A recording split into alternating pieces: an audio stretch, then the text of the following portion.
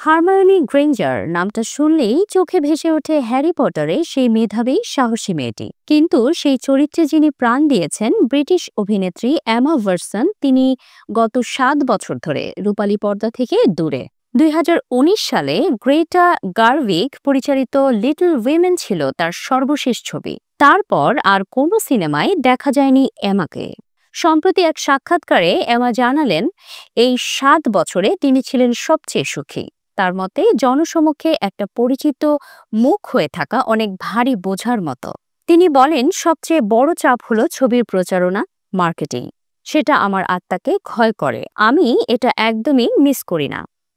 তবে অভিনয়টাকে তিনি এখনো ভালোবাসেন। তিনি বলেন, সেটের ভেতরে থাকা ক্যামেরা চালু হওয়ার মুহূর্তটা এক ধরনের গভীর ধ্যানের মতো।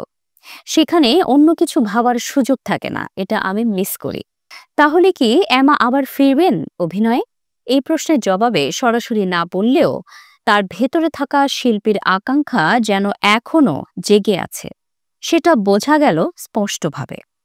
ভক্তরা আশা করছেন হয়তো খুব শিগগিরই পর্দায় ফিরবেন এই প্রতিভাবান অভিনেত্রী, তবে তার নিজের শর্তে, নিজের ছন্দে।